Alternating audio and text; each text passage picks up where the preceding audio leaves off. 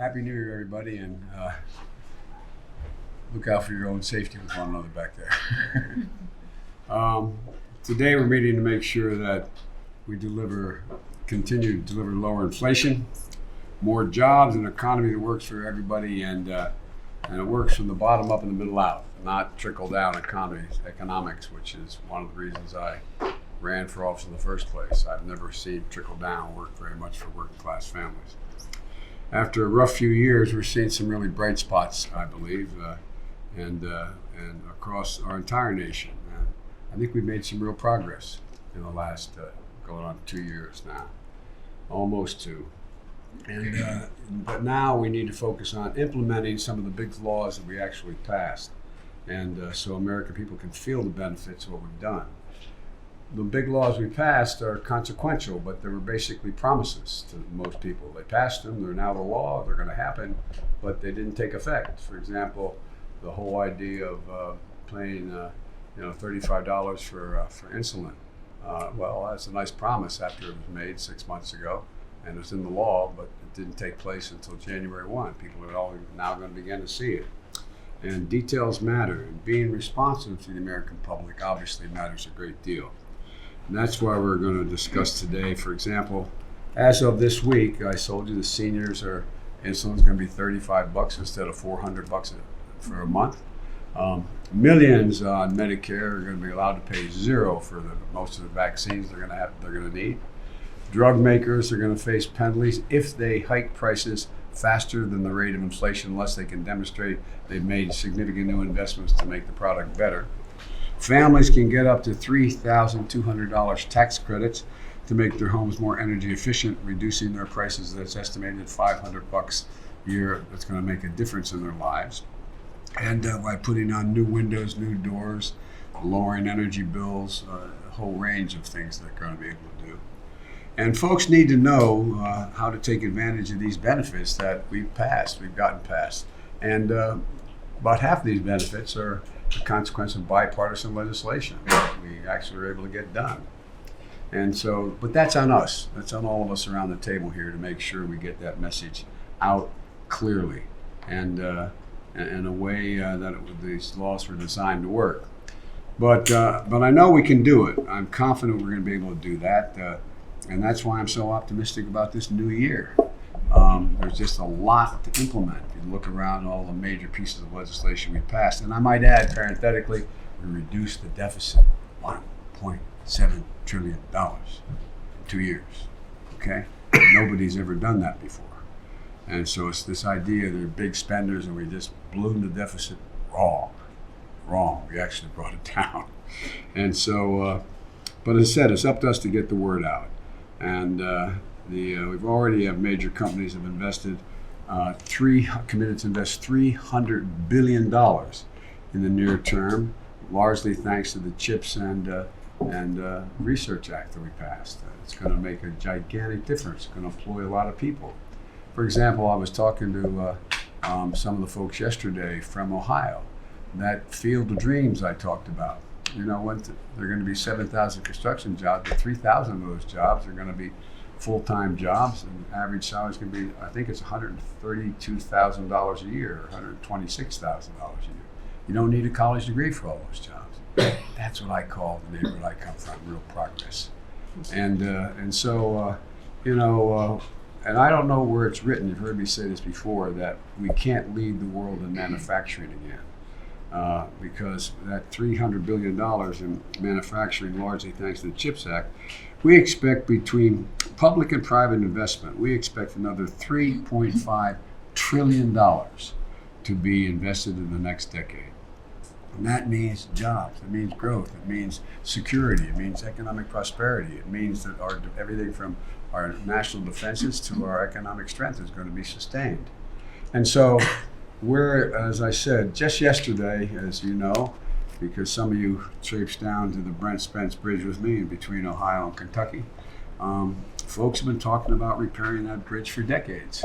And we're finally getting it done. We're getting it done by working together, Democrats and Republicans, which was my message yesterday when I was joined by Mitch McConnell and a Republican governor and others, a bipartisan group of leaders in both our parties to this. I never realized that's redundant, but it's important to note that.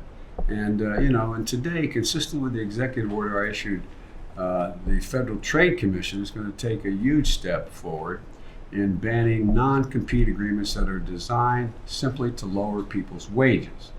It's one thing to say you can't work inside in a technology company on a special project that has scientific consequences and move to another company without a non-compete agreement. It's another thing to say you're working for Subway and you can't walk across the street and go to Jimmy John's and get a 20-cent raise.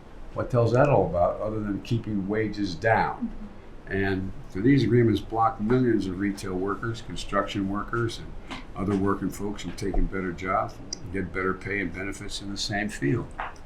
And so the bottom line is, I believe our economic vision is working. And we're in the process of implementing the first piece we've gotten done, and we're going to move on.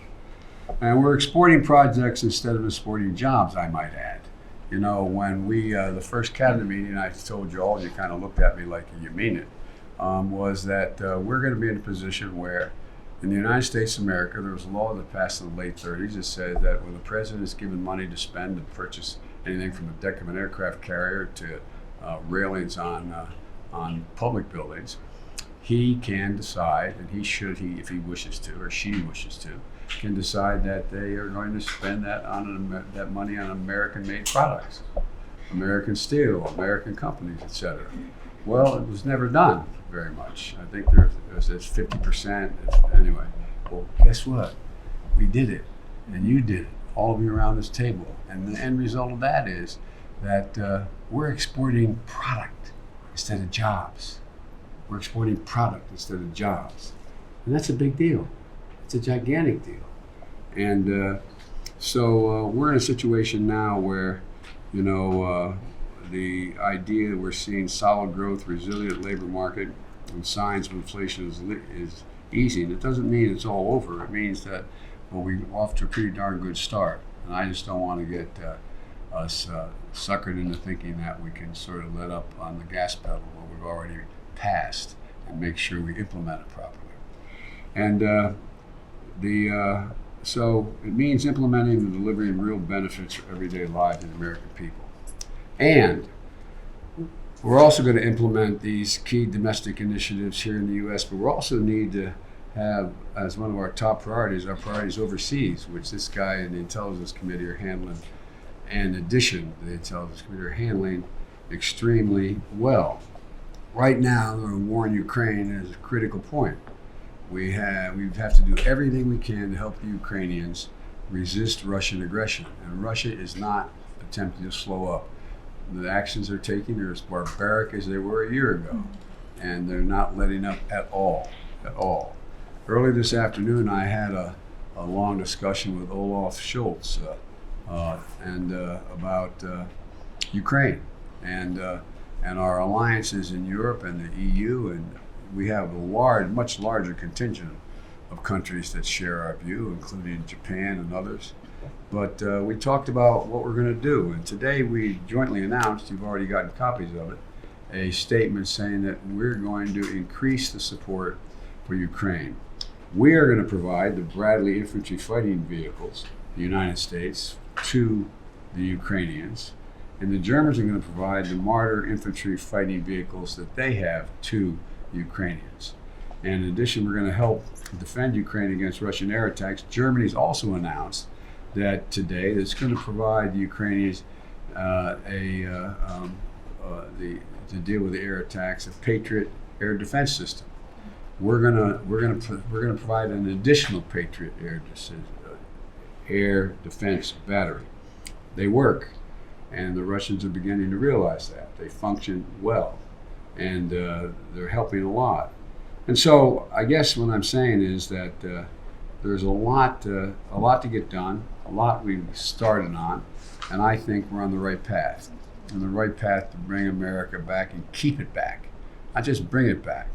I was talking with the vice president earlier today. She and I were in the office just talking, and we talked about this is not about getting back to a level spot. This is about going to a whole new plateau.